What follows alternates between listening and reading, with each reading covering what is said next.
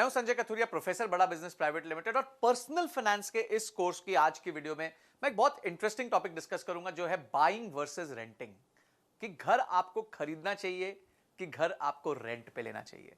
ये one of my favourite topics है। मैं काफी लोगों को इस पे इन्फ्लुएंस करने की कोशिश करता हूं, और खासकर यंगस्टर्स को, जिनकी आमदनी अभी चालू हुई है, सिर्फ शुरू हुई है, उनके साथ इस पे बहुत डिटेल में चर्चा करता हूं कि क्या डिसीजन होना चाहिए एक व्यक्ति का, कि घर खरीदना चाहिए या घर रेंट पे लेना चाहिए। इसके बारे में मैं आपको तथ्य के साथ बताऊंगा। तो एक शुरुआत करते हैं, एक अजम्पशन लेते हैं कि अगर आप एक घर लेते हैं एनसीआर एरिया में, मैं दिल्ली की बात कर रहा हूं, और कहीं भी अगर आप बैंगलोर में भी हैं, हैदराबाद में भी हैं, तो एक बढ़िया 2.5 या 3 बेडरूम का घर जो है आज मिनिमम जो है 50 लाख रुपए में आता है। तो हम अज्यूम करते हैं कि अब आप ये घर खरीदने वाले हैं, ठीक है। तो आपने 50 लाख रुपए का घर ले लिया जी, बहुत बढ़िया, मुबारकबाद है आपको। उसके ऊपर आपको 6% स्टैंप ड्यूटी देनी पड़ेगी, यानी कि सरकार को आपको 3 लाख रुपए की स्टैंप ड्यूटी देनी पड़ेगी कि भाई हमने घर लिया है तो ये पोजीशन हमारे पास आ गई, तो हम स्टैंप ड्यूटी देंगे। तो 3 लाख रुपए के आसपास आपकी स्टैंप ड्यूटी लग जाएगी। 3 लाख रुपए जो है वो बिल्डर ऊपर से ले लेता है कि भी क्लब हाउस चार्जेस हो गए, मेंटेनेंस चार्जेस हो गए, आपका कार पार्किंग हो गई, ये हो गया, वो हो गया, उसके नाम पे 3-1 लाख रुपए आपके वो और ले लेता है। अगर आप अंडर कंस्ट्रक्शन घर लेते हैं तो 5% आपका जीएसटी लग जाता है, यानी कि 2.5 लाख रुपए सरकार को आप और दे देते हो। क्यों? क्योंकि आपने गलती करी है ना घर खरीदने की, तो अब आपको पैसे देने पड़ेंगे सरकार को। तो 2.5 लाख के आसपास आपका घर खरीदने में और चला जाता है, और मिसलेनियस एक्सपेंसेस में, थोड़ा बहुत इंटीरियर्स करने में, बेसिक चीजें करने में 1.5 लाख रुपए का और खर्चा पकड़ूं तो करीबन एक 50 लाख का घर आपको पड़ता है 60 लाख रुपए का। यानी कि पहले ही दिन आपकी ट्रांजैक्शन कॉस्ट जो है वो आपके घर की 20% होती है, यानी कि आपका पहले ही दिन 20% जो है घर महंगा हो गया। अब घर महंगा हो गया यानी कि अगर रियल एस्टेट का प्राइस बढ़ रहा हो तो कोई प्रॉब्लम नहीं है, पर अब घर महंगा हो गया और रियल एस्टेट के प्राइस भी नहीं बढ़ रहे, तो ओहो हो, ये तो बहुत बड़ी प्रॉब्लम है। अब 60 लाख रुपए अरेंज करने हैं। हम ये अज्यूम करते हैं, अगर आप देखें, अगर आप बैंक के पास जाएंगे तो 60 लाख में 12 लाख रुपए आपको खुद डालने पड़ेंगे, और बैंक जो है वो 48 लाख रुपए का आपको लोन दे देगा। पर अब इस केस में अज्यूम करते हैं कि सारा ही पैसा आप बैंक से ले लेते हैं, क्योंकि आपके खुद के पैसे की भी तो कुछ कीमत होगी। हम ये अज्यूम करते हैं कि सारा पैसा हमने बैंक से ले लिया। अगर आप 1 लाख रुपए का लोन लेते हैं बैंक से, तो करीबन 800 रुपए की आपकी महीने की ईएमआई होती है, अगर आप 20 साल तक रीपे करेंगे तो अगर आप 60 लाख रुपए का लोन ले रहे हैं तो यानी कि 800 रुपए इंटू 60, यानी 48,000 रुपए की आपकी महीने की किश्त होगी 20 साल तक, और उस 20 साल के बाद वो घर आपका हो जाएगा। यानी कि आप 20 साल के लिए बंध गए हैं ईएमआई के बोझ में। अब आपको ईएमआई देते रहना पड़ेगा, आपकी आमदनी रहे ना रहे, आपके पास पैसे हो ना हो, आपको हर स्थिति में जो है आपकी ईएमआई चुकानी पड़ेगी। ईएमआई गले का वो पट्टा है जो आपको कहीं जाने नहीं देता। मैं आपको बताऊंगा कैसे। पहले नंबर्स पे आता है फिर से। तो 60 लाख रुपए अगर आप लोन लेते हैं, 800 रुपए पर लाख का ईएमआई होती है, 48,000 रुपए मोटा मोटी आपकी ईएमआई हो गई, जो आपको घर खरीदने के लिए देनी पड़ेगी 20 साल तक। पर अब आते हैं रेंटिंग पे। अगर आप रेंटिंग करेंगे, अगर आप उस घर को रेंट पे ले लेंगे, तो आपको महीने का मात्र 10,000 रुपए देना होगा। इस 10,000 रुपए में वो आपको घर, सेम घर रेंट पे रहने को मिल जाएगा। आप उसके ओनर नहीं बनेंगे, पर आप रेंट देते हुए उस घर में रह सकते हैं। तो यानी कि एक तरफ है 48,000 रुपए और एक तरफ है 10,000 रुपए, यानी महीने की सेविंग्स कितनी होगी जी? महीने की सेविंग हो गई 38,000 रुपए। यानी कि एक व्यक्ति है राम जी ने क्या खरीदा? घर खरीद लिया। और श्याम जी हैं जिन्होंने घर नहीं खरीदा। तो राम जी जो है वो 48,000 रुपए महीना दे रहे हैं, कितने साल तक? 20 साल तक। और आप दे रहे हैं श्याम जी कितना? 10,000 रुपए महीना। जब तक आप उस घर में रहेंगे, उस घर को यूज करेंगे, तब तक जो है आपके लिए आप उसको पे कर रहे हैं। अगर आप उस घर में नहीं रहेंगे तो आपको पे नहीं करना है। 38,000 रुपया महीना अब जो आपका बचता है, अगर आप उसका निवेश करें, ये बहुत ध्यान से सुनिएगा बात, कि अगर जो 38,000 रुपए महीना आपका बच रहा है, अगर आप उसका निवेश कर दें, तो निवेश करेंगे और 20 साल तक अगर आप निवेश करेंगे, क्योंकि आपका 20 साल पैसा बचने वाला है, उनको 48,000 रुपए 20 साल तक देना है, आपको 10,000 रुपए देना है। 38,000 रुपए अगर आप 20 साल तक निवेश करेंगे, तो 20 साल के बाद आपके पास अप्रोक्सीमेटली 4 करोड़ रुपए की सरप्लस धनराशि होगी। फिर से बोलूं, जो 38,000 रुपए आपके बच रहे हैं महीने के 20 साल के लिए, वो हर महीने अगर आप किसी म्यूचुअल फंड में डाल दें, किसी इंडेक्स फंड में डाल दें, तो अप्रोक्सीमेटली 3.5 से 4 करोड़ रुपए, मैं 4 करोड़ अज्यूम करता हूं, 4 करोड़ के आसपास आपके पास धनराशि होगी 20 साल के बाद। अब 4 करोड़ जो आपके पास धनराशि होगी, यानी कि सेम घर जो 50 लाख रुपए का है उसको 4 करोड़ होना है। अगर आपको ये दोनों न्यूट्रल ट्रांजैक्शन चाहिए, तो यानी कि आपका जो 50 लाख रुपए का घर है वो भी 4 करोड़ होना चाहिए। यानी कि उसको 20 साल में 8 गुना बढ़ना है, यानी हर साल उसको 11 से 12% बढ़ना है, जो आज की मार्केट में इतने सारे फ्लैट्स के साथ पॉसिबल ही नहीं है। मैं पिछले 10 साल से रियल एस्टेट को देख रहा हूं। 2012 में जो प्राइस थे घरों के, आज 2021 में 9 साल बाद उनके प्राइसेस करीबन 30% 40% तक गिर चुके हैं।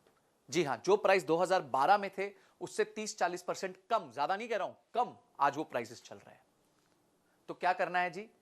रेंट पे रहना है, 38,000 रुपए महीना बचाना है। उस 38,000 रुपए को निवेश कर करके 20 साल में आप 4 करोड़ का कर सकते हो। अगर आप एक प्रॉपर एसआईपी फंड में, अगर आप इंडेक्स फंड में निवेश करें तो आपका वो पैसा 4 करोड़ का हो जाता है। अब एक और फायदा बताता हूं आपको कि अगर आपका घर भी समझिए 4 करोड़ का हो गया और 20 साल के बाद अब आपका मन करता है जी कि मेरे पास थोड़ा स्पेयर, मैं कहीं से 10-20 लाख रुपए ले लूं, तो आप अपना घर जो है टुकड़ों में नहीं बेच सकते, आपको घर एक ही बार में बेचना पड़ेगा। ऐसा नहीं कर सकते कि एक काम करते हैं जी, मैं बेडरूम बेच देता हूं, मेरे को 50 लाख रुपए मिल जाएंगे, मैं ये टॉयलेट बेच देता हूं, मेरे को 20 लाख रुपए मिल जाएंगे, मैं ये हॉल बेच देता हूं, मेरे को 70 लाख रुपए मिल जाएंगे। ऐसा तो हो नहीं सकता। बिकेगा तो पूरा घर बिकेगा। यानी कि अगर आपके पास कोई फिजिकल एसेट है तो उसके साथ एसोसिएट हो जाता है लिक्विडिटी रिस्क, क्योंकि वो पूरा एक एरिया है जिसको बेचना है, क्योंकि उसका एक प्राइस है, तो उसके नंबर ऑफ बायर्स कम हो जाते हैं। पर अगर आपके पास म्यूचुअल फंड है और आपके पास 4 करोड़ का म्यूचुअल फंड है, अगर आपको उसमें से मात्र 20,000 रुपए भी निकालने हैं तो आपको उतने से यूनिट्स बेचने हैं, 2 दिन के अंदर आपके घर में पैसा आ जाएगा। तो यानी आप देख रहे हैं कितना बड़ा फायदा है कि अगर आप अपार्टमेंट लेते हैं, उसमें निवेश करते हैं, उसमें पैसा डाल देते हैं, तो पहला प्रॉब्लम आपके लिए होता है कि आपको मंथली ईएमआई देना है। दूसरा प्रॉब्लम आपके लिए होता है कि आप जो है, अगर आप जॉब चेंज कर रहे हैं, आपका व्यवसाय चेंज हो रहा है, आपका बिजनेस चेंज हो रहा है, तो आप अटैच हो जाते हैं, फिजिकली अटैच हो जाते हैं उस लोकेशन से। आप जा नहीं पाते, उस जगह को छोड़ नहीं पाते। हो सकता है आप नोएडा रहते हैं और आपको गुरुग्राम में बहुत अच्छा जॉब ऑफर मिल गया हो, पर आप बोल रहे हाय हाय, कौन 3 घंटे ट्रैवल करेगा, कौन जाएगा 3 घंटे, कौन वापस आएगा 3 घंटे।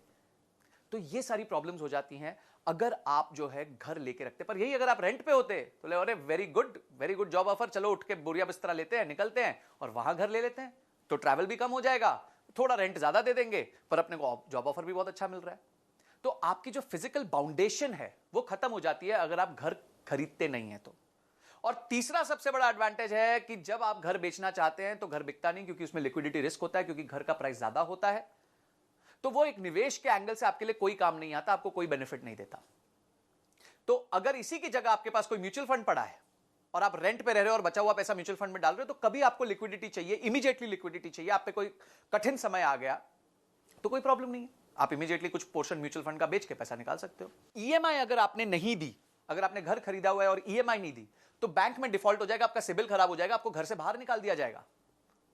पर अगर आपने म्यूचुअल फंड में पैसा डाल रहे हो और कुछ एक महीने आपको दिक्कत आ गई और आपने म्यूचुअल फंड में पैसा नहीं डाला, तो कोई प्रॉब्लम नहीं है, इट्स ओके।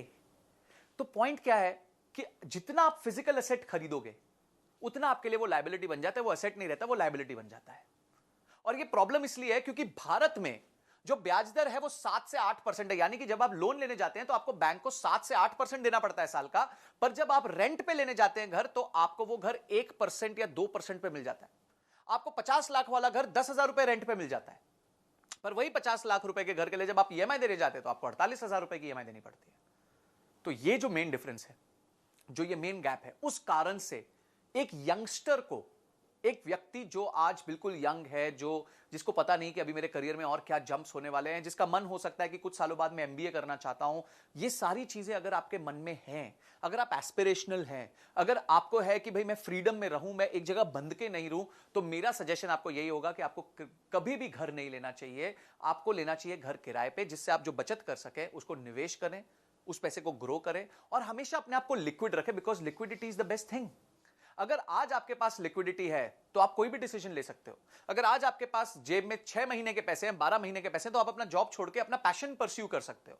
आप कह सकते हो ठीक है यार, मैं नहीं करता ये जॉब, मैं आराम से ये पैशन को फॉलो करूंगा, और 6 महीने में आप एक एंटरप्रेन्योर बन सकते हो अपने पैशन में। पॉइंट क्या है, जितना आप फिजिकल एसेट्स जल्दी खरीदोगे लाइफ में, उतना आप फंस जाओगे।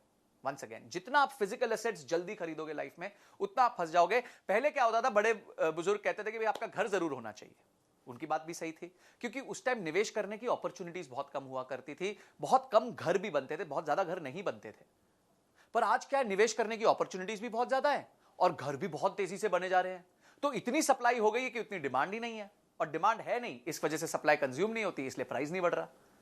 तो ये सारे जो फैक्टर्स हैं और जो ग्लोबल इकोनॉमी आ गई है, यंगस्टर्स की इकोनॉमी आ गई है, जॉब मूवमेंट्स की इकोनॉमी आ गई, आज आप हैदराबाद में, कल आपको बैंगलोर जाना पड़ सकता है, बैंगलोर के बाद दिल्ली, दिल्ली के बाद बॉम्बे, बॉम्बे के बाद कलकत्ता, कहीं भी जाना पड़ सकता है। तो क्यों हम एक जगह से फिक्सेटेड हो जाएं, क्यों हम एक जगह पे रुक जाएं? घर उसको खरीदना चाहिए जिसके पास बहुत एक्स्ट्रा कॉर्पस हो और वो अपनी लाइफ में एक जगह सेटल हो गया हो कि भाई अब मेरे को ये जगह छोड़ के बिल्कुल नहीं जानी, अब मेरे को कुछ नहीं करना, यही काम करना है। तो आप घर लेने का सोच सकते हैं। फिर भी मैं कहूंगा कि रेंट ज्यादा अच्छा ऑप्शन है, बिकॉज रेंट जब तक इंडिया में 2% पे अवेलेबल है और होम लोन 7% पे अवेलेबल है, कभी भी आप पैसा 7% पे उठा के 2% पे निवेश नहीं करेंगे, क्योंकि अगर आप ऐसा करेंगे तो 5% आपका सालाना पैसा जरूर टूटेगा। तो ऐसी गलती नहीं करनी। हमें रेंट पे घर लेना है। रेंट पे क्यों लेना है उसके मैंने सारे रीजंस दे दिए कि 1, it offers you the best flexibility possible. 2, it gives you an opportunity to invest, आप निवेश कर सकते हैं, फ्लेक्सिबिलिटी के साथ निवेश कर सकते हैं। 3, कभी भी आपको दिक्कत हो, परेशानी हो, ईएमआई नहीं दी तो आप डिफॉल्टर बन जाएंगे। रेंट नहीं दिया या फिर जो पैसे बचे हुए हैं उसको यूज कर लिया तो आपको कभी प्रॉब्लम नहीं आएगी। 4, घर जो है वो इलिक्विड एसेट होता है, वो बेचा नहीं जा सकता सही टाइम आने पे, पर म्यूचुअल फंड या अगर उस पैसे से आपने कोई भी छोटा मोटा और निवेश किया होगा तो आप इमीडिएटली अपने आप को लिक्विडेट कर सकते हैं, पैसे लेके आ सकते हैं और अपने आप को परेशानी से बचा सकते हैं। और आपको अटैचमेंट नहीं रहती किसी चीज से, आप टोटली डिटैच हो जाते हैं और आप अपने हिसाब से काम कर सकते हैं, बिना किसी फियर के काम कर सकते हैं। क्योंकि ईएमआई का फियर रहता है, यार 5 तारीख को जानी है, नहीं गई तो प्रॉब्लम हो जाएगी, तो ये हमें नहीं करना है, हमारे को फियर में नहीं रहना है। इसीलिए मैं हमेशा सबको सजेस्ट करता हूं कि आपको एक यंग उम्र में कभी भी घर नहीं लेना चाहिए, आपको फिक्सेटेड नहीं होना चाहिए किसी लोकेशन के साथ, आपको as much as possible flexible होना चाहिए। और इसका सबसे बड़ा उदाहरण मैं खुद हूं, मैंने आज तक कभी घर नहीं लिया, मैं हमेशा रेंट पे रहता हूं। तो जो इतना बड़ा लेक्चर मैंने आपको दिया है कि आपको घर नहीं लेना चाहिए, रेंट पे रहना चाहिए, ये मेरे पे भी अप्लाई करता है। मैंने खुद भी कोई घर नहीं लिया, किसी प्रकार का घर नहीं लिया, मैं आज भी रेंट पे रहता हूं, क्योंकि it gives me immense flexibility कि मैं कहां शिफ्ट होना चाहता हूं, मेरा ऑफिस कभी चेंज हो जाता है, कहीं हमारे ऑफिस जैसे पहले बड़ा बिजनेस का नोएडा में था, फिर उसके बाद हमने ओखला कर दिया या ओखला से कोई फेज से दूसरे फेज में कर दिया। So it gives me immense flexibility to move. तो ये सारी चीजें मैं अपने खुद के डीप कन्विक्शन के साथ आपको बता रहा हूं कि financially, emotionally, it is not a great decision to buy a house, it is better that you stay on rent. तो इस वीडियो को देखने के बाद दोस्तों, अगर आप घर लेने का सोच रहे थे तो आई एम श्योर आप ये डिसीजन को डेफर करेंगे। जहां आप काम करते हैं वर्क प्लेस के आसपास रेंट पे रहेंगे, ताकि आप अपने पैसे बचा सके और अपने आप को फ्रीडम की तरफ लेके जा सके। तो आई एम श्योर इस वीडियो को देखने के बाद आप ये डिसीजन ले पाएंगे। आपने इस वीडियो को देखा, एमसीक्यूज को अपीयर किया और रीडिंग मटेरियल को पढ़ा, इसके लिए आपका बहुत बहुत धन्यवाद।